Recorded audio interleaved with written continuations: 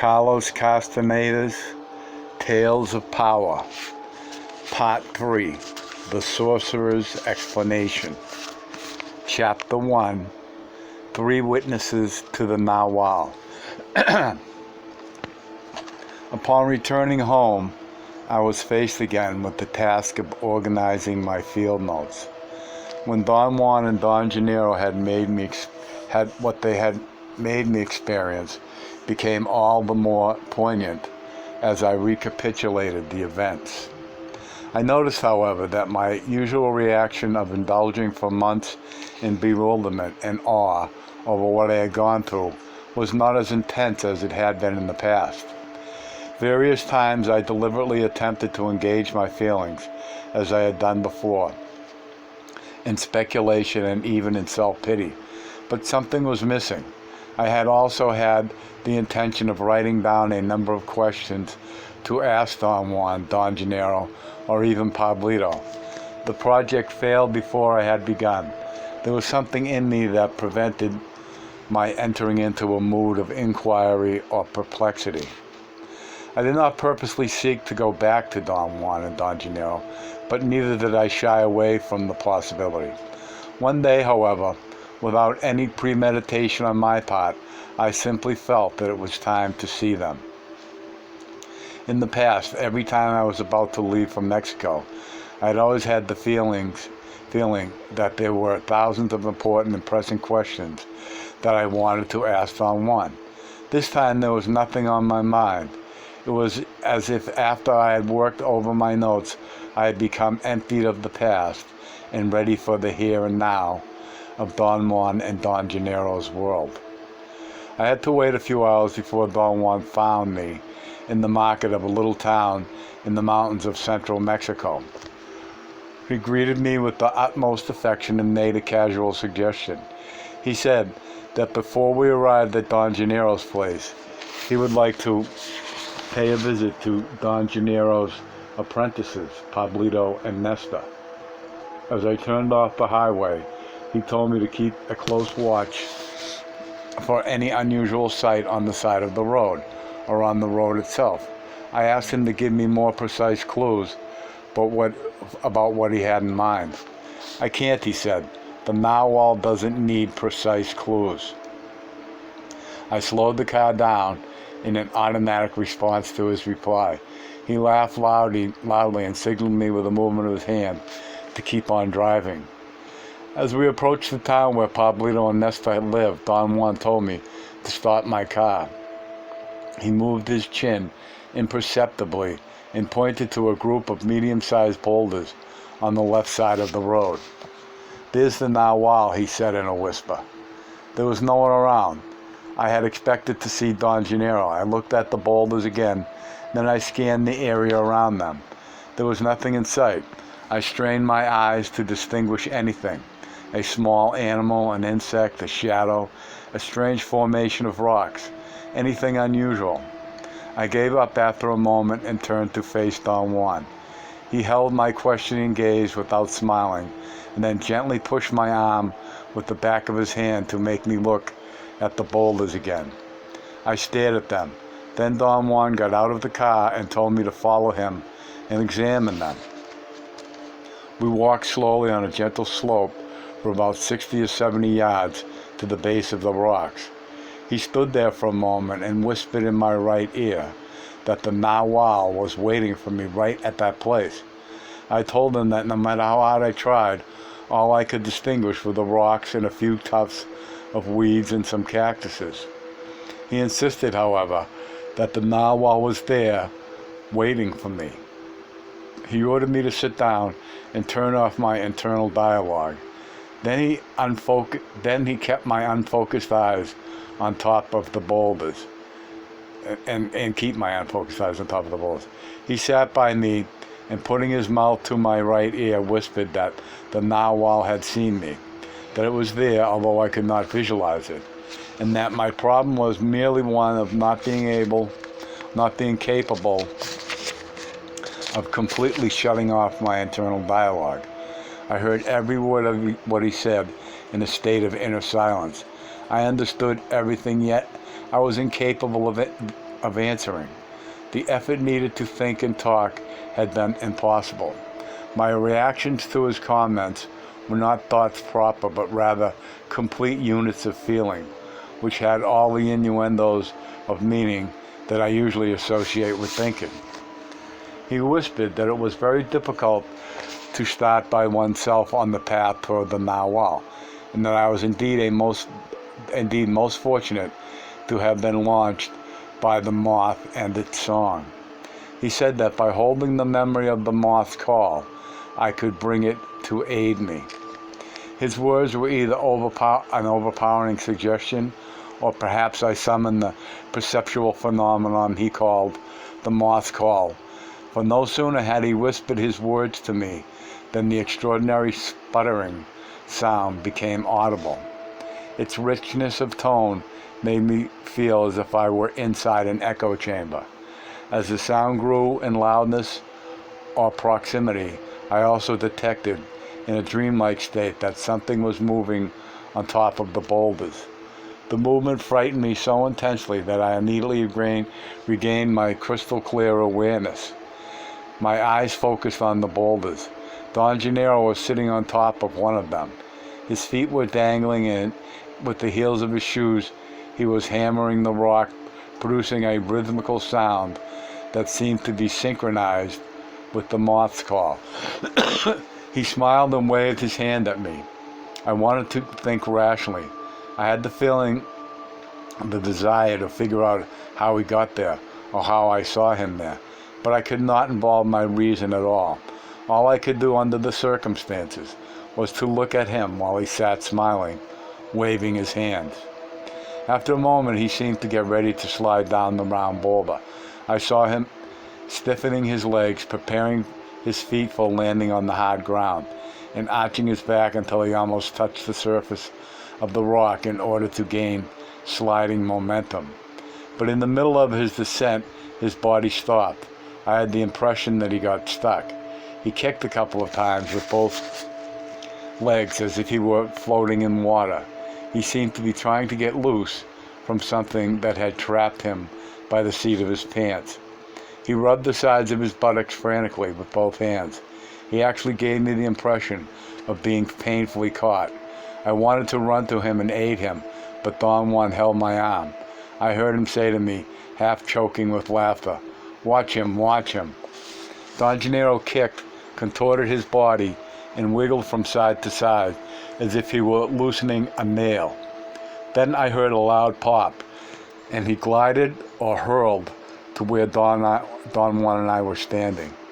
He landed 4 or 5 feet in front of me on his feet.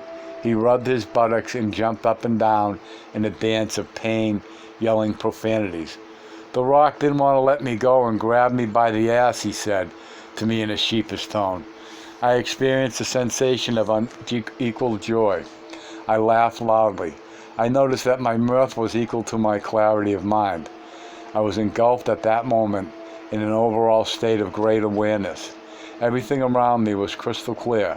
I had been drowsy or absent-minded before because of my inner silence, but then something in Don Juan's sudden appearance had created a state of great lucidity. Don Gennaro kept on rubbing his buttocks and jumping up and down for a while longer.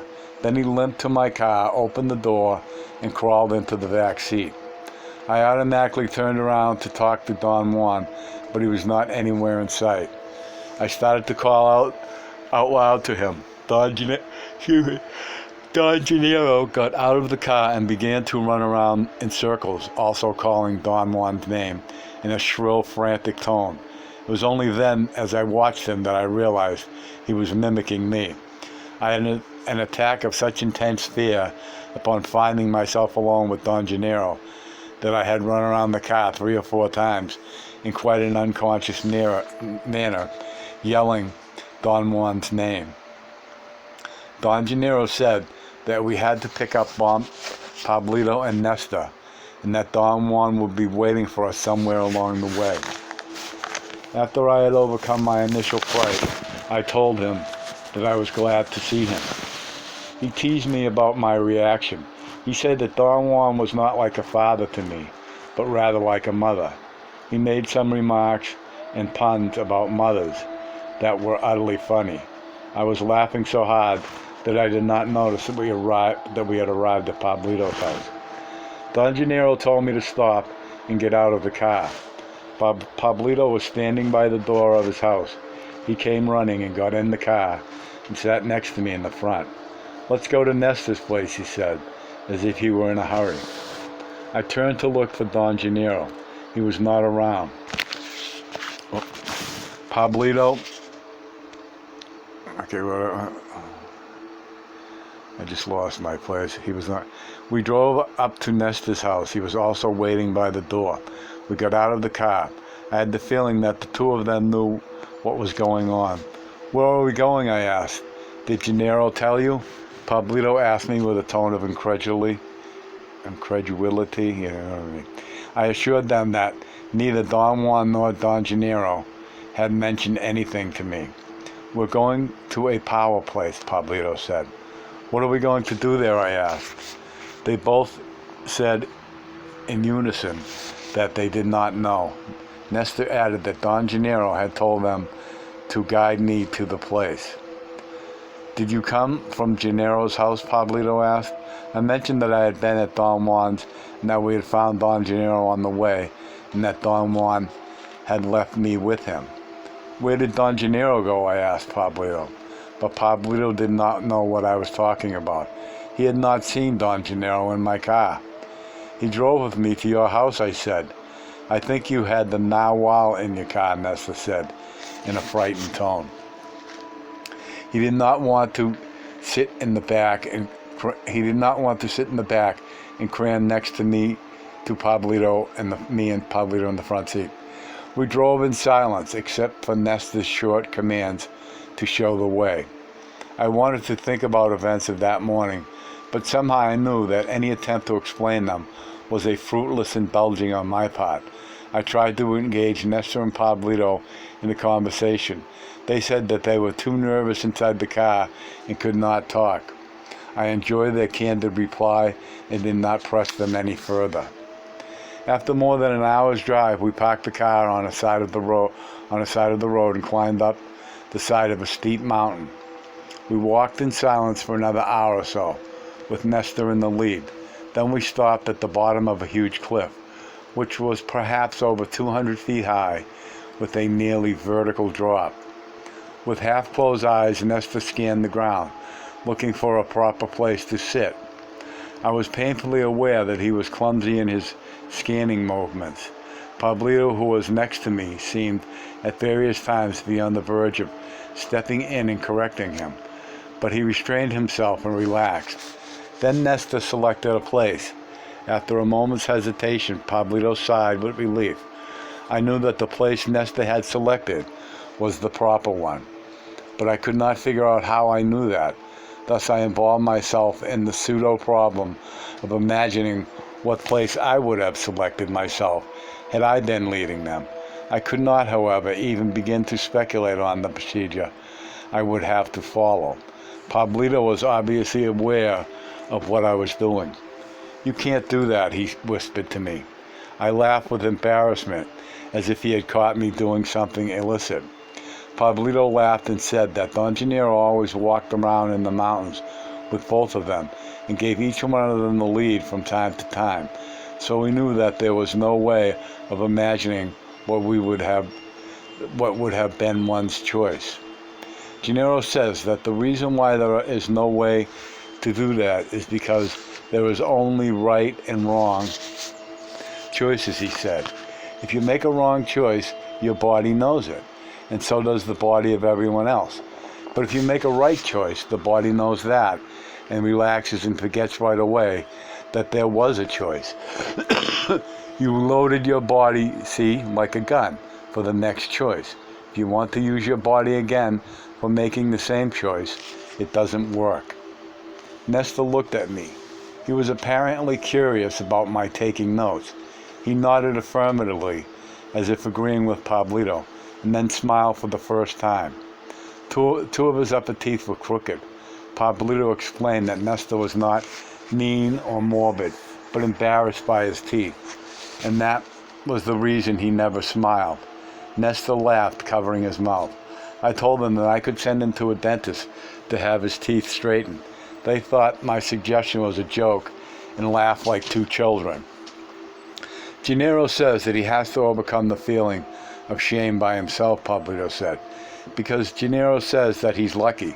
While everyone else bites the same way, Nestor can split a bone lengthwise with his strong crooked teeth, and he can bite a hole through your finger like a nail. Nestor opened his mouth and showed me his teeth. The left incisor and the canine had grown sideways. He made his teeth clatter by biting on them and growling like a dog.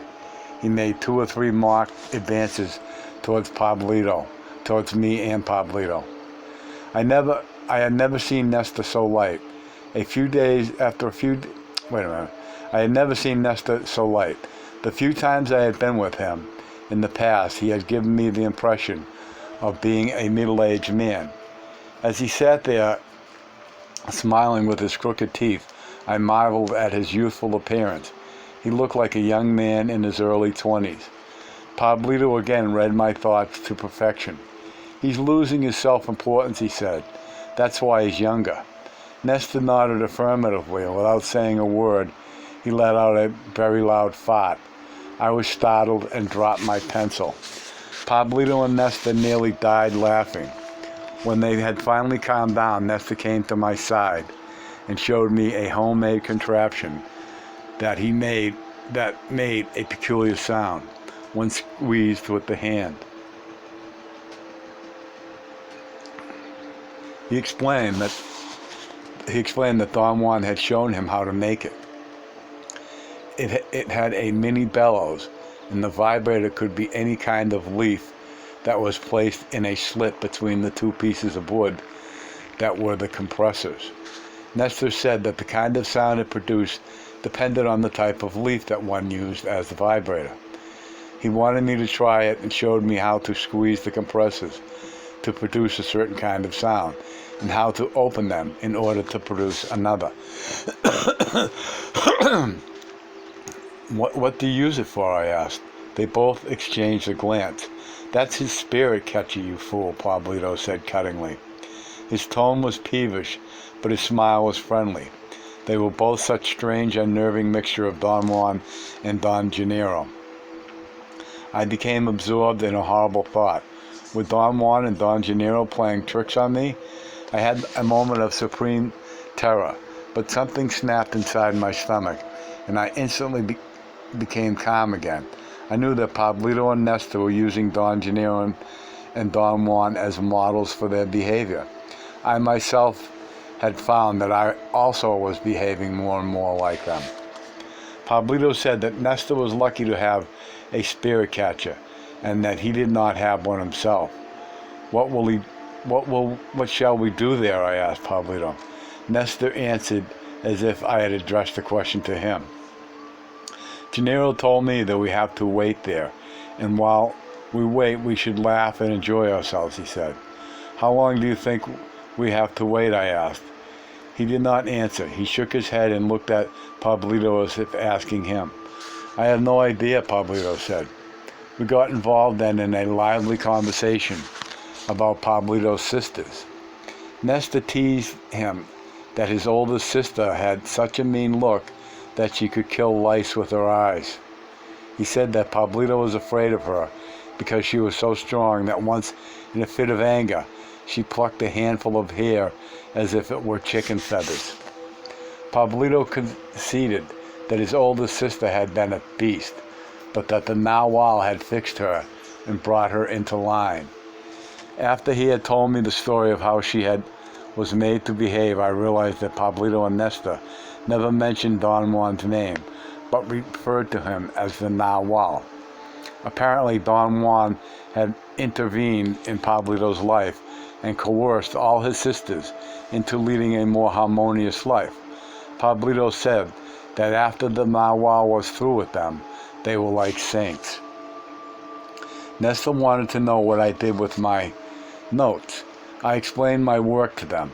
I had the weird sensation that they were genuinely interested in what I was saying, and I ended up talking about anthropology and philosophy. I felt ludicrous and wanted to stop, but I found myself immersed in my elucidation and unable to cut it short. I had the unsettling sensation that both of them as a team were somehow forcing me into that lengthy explanation. Their eyes were fixed on me. They did not seem to be bored or tired. I was in the middle of a comment when I heard the faint sound of the moth's call. My body stiffened, and I never finished my sentence. "The Nagual is here," I said automatically. Nestor and Pablito exchanged a look that I thought was sheer terror and jumped to my side and flanked me. Their mouths were open. They looked like frightened children. I had the inconceivable sensory experience then. My left ear began to move. I felt it sort of wiggle by itself. It practically turned my head in half a circle until I was facing what I thought was the east. My head tilted slightly to the right, slightly to the right. In that position, I was capable of detecting the rich sputtering sound of the moth's call. It sounded as if it were far away, coming from the northeast. Once I had established the direction, my ear picked up an incredible amount of sounds. I had no way of knowing, however, whether they were memories of sounds I had heard before or actual sounds that were being produced. The place where we were was rugged west slope of a mountain range. Towards the northeast there was groves of trees and patches of mountain shrubs. My ears seemed to pick up the sound of something heavy moving over rocks coming from that direction. Nesta and Pablito were either responding to my actions or they themselves were hearing the same sounds. I would have liked to ask them, but I did not dare, or perhaps I was incapable of interrupting my concentration. Nesta and Pablito huddled against me, by my sides. When the sound became louder and closer, Nesta seemed to be the one who was most affected by it. His body shivered uncontrollably. At one moment, my left arm began to shake. It raised without my volition until it was almost level with my face. Then it pointed to an area of shrubs. I heard a vibratory sound or a roar. It was a familiar sound to me. I had heard it many years before under the influence of a psychotropic plant. I detected in the shrubs a gigantic black shape. It was as if the shrubs themselves were becoming darker by degrees until they had changed into an ominous blackness. I had no definitive form. It had no definitive form, but it moved. It seemed to breathe. I heard a chilling scream, which was mixed with the yells of terror of Pablito and Nesta, and the shrubs or the black shape into which they had turned flew up towards us. I could not maintain my equanimity. Somehow, something in me faltered. The shape first hovered over us, and then engulfed us. The light around us became opaque. It was as if the sun had set, or as if all of the sudden it had become twilight. I felt Nesta and Pablito heads under my armpits. I brought my arms down over their heads, and in an unconscious protective movement, I fell spinning backwards. I did not reach the rocky ground, however. For an instant later, I found myself standing up, flanked by Pablito and Nesta. Both of them, although taller than I, seemed to have shriveled by arching their legs and backs. They were actually shorter than I and fit under my arms. Don Juan and Don Gennaro were standing in front of us. Don Gennaro's eyes glittered like the eyes of a cat at night. Don Juan's eyes had the same glow. I had never seen Don Juan look that way. He was truly awesome, more so than Don Gennaro. He seemed younger and stronger than usual, looking at both of them. I had the maddening feeling they were not men like myself. Pablito and Nesta whined quietly. Then Don Gennaro said, that we were the picture of the Trinity. I was the Father, Pablito the Son, and Nestor the Holy Ghost.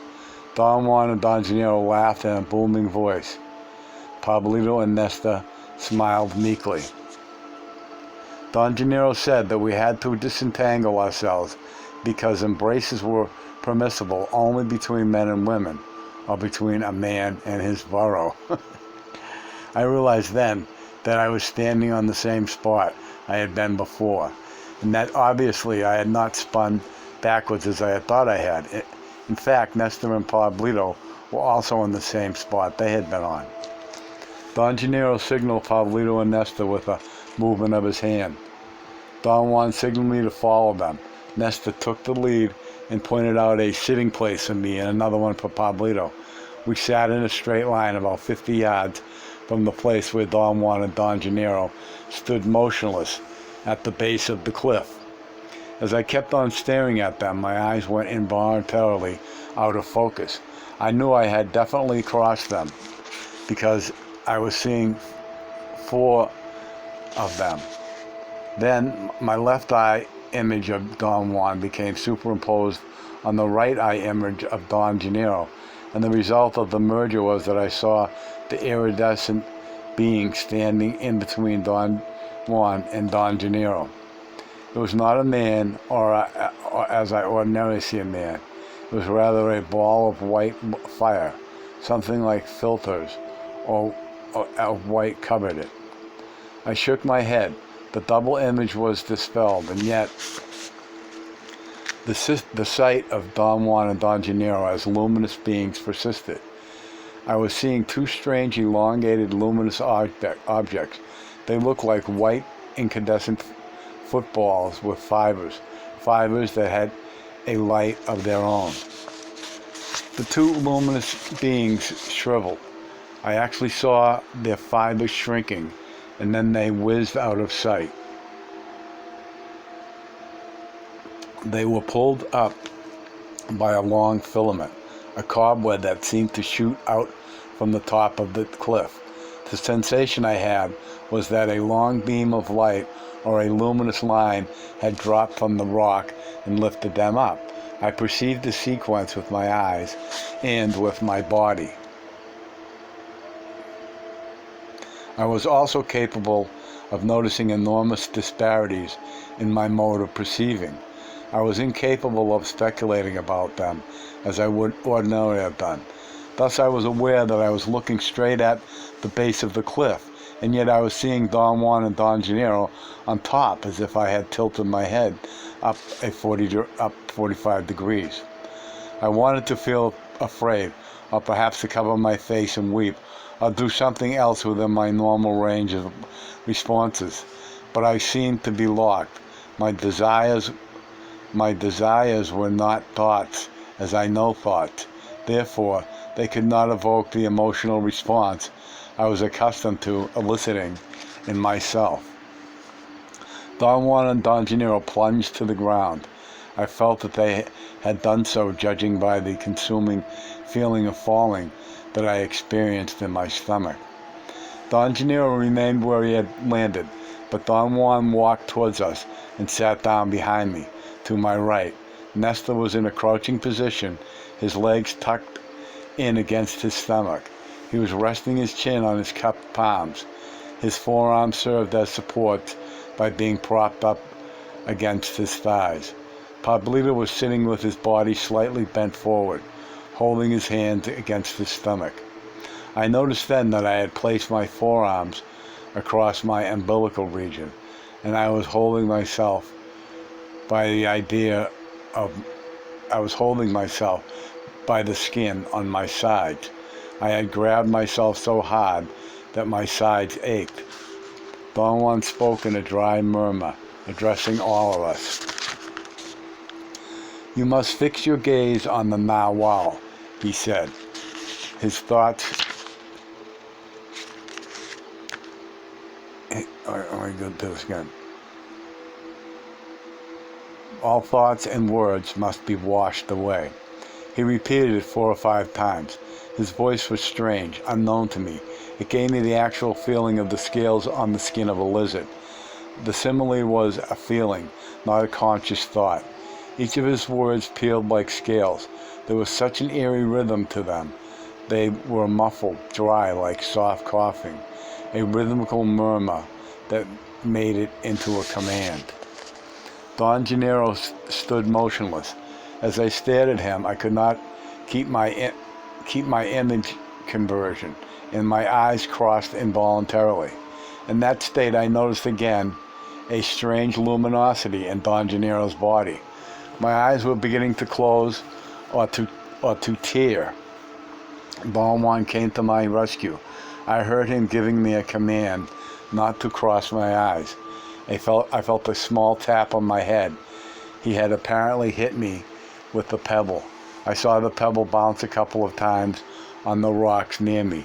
He must have also hit Nestor and Pablito.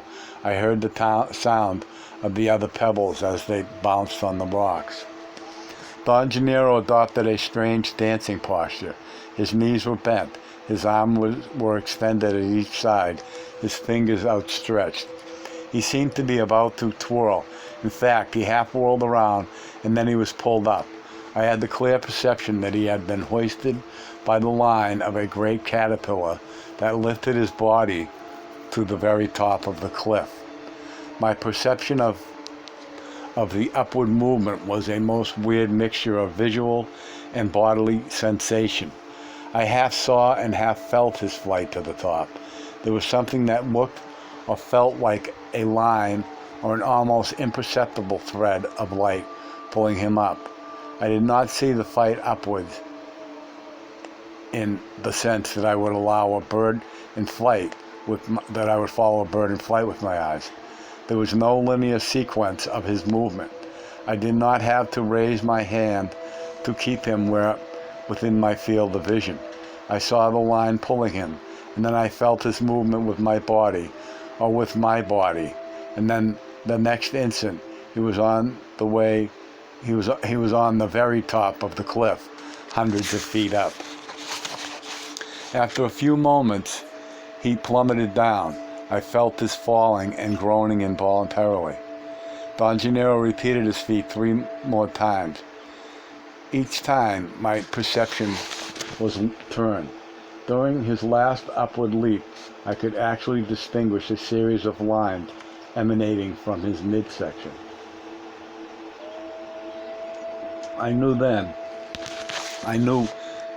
when he was about to ascend or descend, judging by the way the lines of his body moved.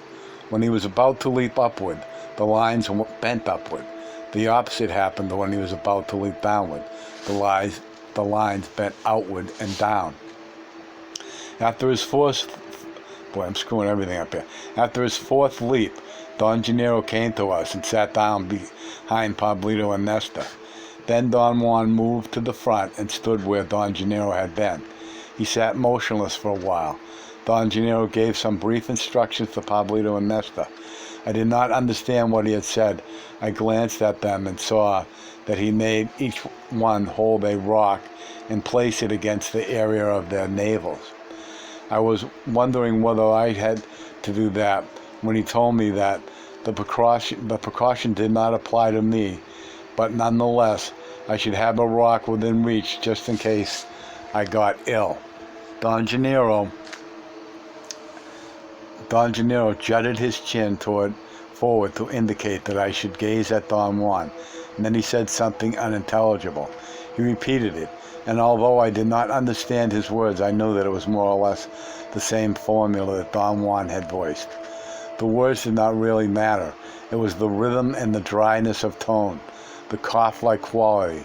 I had the certainty that whatever language Don Gennaro was using was more than appropriate. Whatever language Don Gennaro was using was more appropriate than Spanish for the staccato quality of the rhythm. Don Juan did exactly as Don Gennaro had initially done, but then instead of leaping upward, he twirled around like a gymnast. In a semi-aware way, I expected him to land on his feet again. He never did. His body kept on twirling a few feet above the ground. Then circles were very rapid at first, then slowed down. From where I was, I could see Don Juan's body hanging like Don Gennaro's body had from a thread-like light. He whirled around slowly as if it allowed us the full view of him. Then he began to ascend. He gained altitude until he reached the top of the cliff. Don Juan was actually floating as if he had no weight. His turns were slow, and he evoked the image of an astronaut in space, whirling around in a state of weightlessness. I got dizzy as I watched him. My feelings of getting ill seemed to trigger him, and he began to whirl at a greater speed. He moved away from the cliff as if he gained speed. I became utterly sick. I grabbed the rock and placed it on my stomach. I pressed it against my body as hard as I could. Its touch soothed me a bit. The act of reaching for the rock and holding it against me had allowed me a moment's break, although I had not taken my eyes away from Don Juan. I had nevertheless broken my concentration. Before I reached for the rock, I felt the speed which his floating body had gained was blurring his shape and looked like a rotating disc and then a light that was spinning. After I had placed the rock against my body, his speed diminished. He looked like a hat floating in the air, a kite that bobbed back and forth. The movement of the kite was even more unsettling. I became uncontrollably ill. I heard the flapping of bird wings, and after a moment of uncertainty, I knew that the events had ended. I felt so ill and exhausted that I lay down to sleep. I must have dozed off for a while. I opened my eyes when someone shook my arm. It was Pablito. He spoke to me in a frantic tone and said that I could not fall asleep because if I did, all of us would die.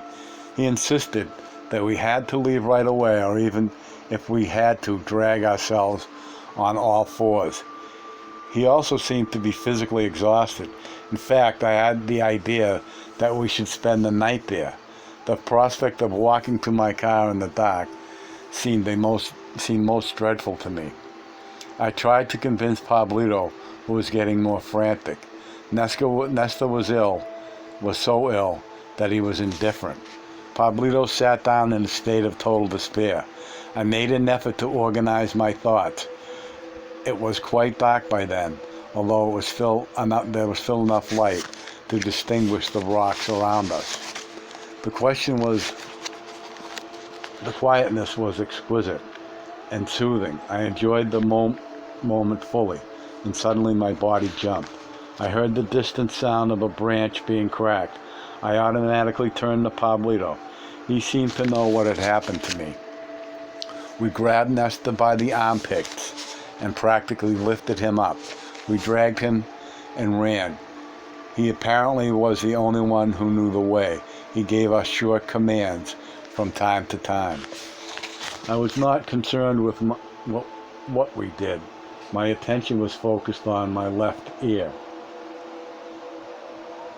which seemed to be a unit independent from the rest of me. Some feeling in me forced me to stop every so often and scan the surroundings with my ear. I knew something was following us. It was something massive. It crushed small rocks as it advanced. Nesta regained a degree of composure and walked by himself, holding on to Pablito's arm occasionally. We arrived at a group of trees, but then it was completely dark. I heard a sudden and extremely loud cracking sound. It was like the cracking of a monstrous whip that lashed the tops of the trees. I could feel a wave of some sort rippling overhead. Pablito and Nesta screamed and scrambled out of there at full speed. I wanted them to stop. I was not sure I could run in the dark, but at that instant I heard and felt a series of heavy exhalations right behind me. My fright was indescribable. The three of us ran together until we reached the car. Nesta led us in some unknown way. I thought that I should leave them at their houses, and then go to a hotel in town. I would not have gone to Gennaro's place for anything in the world, but Nesta did not want to leave the car. Neither did Pablito, and neither did I. We ended up at Pablito's house. He sent Nesta to buy some beer and cola, while his mother and sisters prepared food for us. Nesta made a joke and asked if we could be escorted by the older sister in case he was attacked by dogs or drunkards. Pablito laughed and said and told me that he had been entrusted with Nesta. Who has entrusted you with him? I asked. Power, of course, he replied. At one time, Nesta was older than me. Then Gennaro did something to him, and now he's younger. You saw that, didn't you? What did Gennaro do? I asked him. You know, he made him a child again. He was too important and heavy. He would have died if he was not turned younger. There was something truly candid and endearing about Pablito. The simplicity of his explanation was so overwhelming to me. Nesta was indeed younger. Not only did he look younger, but he acted like an innocent child. I knew without any doubt that he genuinely felt like one. I take care of him, Pablito continued. Gennaro says that it's an honor to look after a warrior. Nesta is a fine warrior. His eyes shone like Don Gennaro's. He patted me vigorously on the back and laughed. Wish him well, Carlitos, he said. Wish him well. I was very tired. I had a strange surge of happy sadness. I told him that I came from a place where people rarely, if ever, wished one another well. I know, he said, the same thing happened to me, but I am a warrior now, and I can afford to wish him well. End of chapter.